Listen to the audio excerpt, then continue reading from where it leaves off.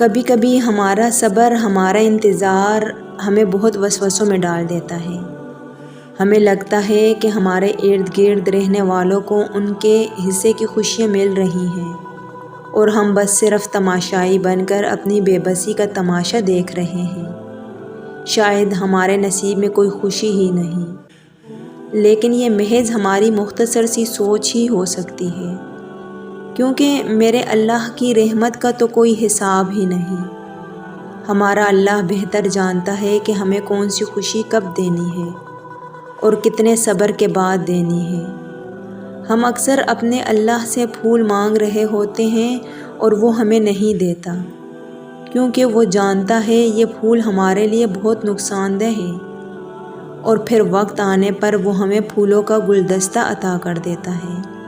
بے شک میرا اللہ بہت محبت کرنے والا ہے۔ ایک بات یاد رکھیے گا، اللہ ہمیشہ لوگوں کو آپ کے سامنے ظاہر کرے گا۔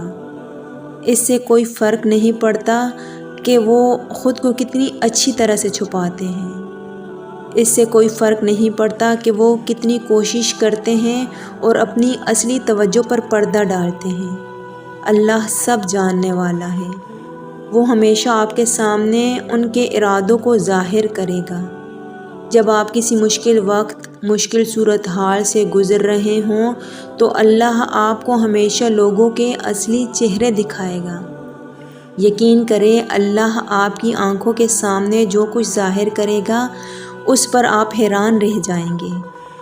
وہ لوگ جن کے بارے میں آپ کو لگتا ہے کہ وہ زندگی کے ہر مشکل وقت میں بھی آپ کا ساتھ نہیں چھوڑیں گے، وہ آپ کو اپنی زندگی سے ایسے باہر نکال دیں گے جیسے آپ کبھی تھے ہی نہیں۔ وہ لوگ جنہیں آپ کی مدد کرنی چاہیے تھی، جنہیں آپ کا ساتھ دینا چاہیے تھا، جو بہت دعوے کرتے تھے، جھوٹی باتیں کرتے تھے، اللہ ان کے اصلی رنگ آپ کے سامنے لے کر آئے گا۔ کبھی بھی یہ نہ بھولیں کہ آپ کے ساتھ کون تھا اور کون نہیں تھا۔ اللہ نے آپ کو ایک وجہ کے لیے ہی ان کے اصل رنگ دکھائے۔ یہ بھی اللہ کی بہت بڑی نعمت ہے جو اللہ جھوٹے اور برے لوگوں کو آپ کی زندگی سے نکالتا ہے، اور ایک دن آپ اللہ کا شکر ادا کریں گے۔ ہمیں اللہ سے دعا کرنی چاہیے کہ اللہ ہمیں ایسے لوگوں سے دور رکھے جو ہمارا برا چاہتے ہیں اور جو ہمارے لیے بہتر نہیں ہے۔ بعض اوقات ہماری زندگی میں ہمیں صرف اندھیرا اور تکلیف ہی نظر آتی ہے، ایک بے نام سی بے سکونی گھیرے رہتی ہے، آنکھیں بس نم رہتی ہیں۔ یاد رکھیے، آپ تھک چکے ہیں پر آپ کا رب نہیں تھکتا۔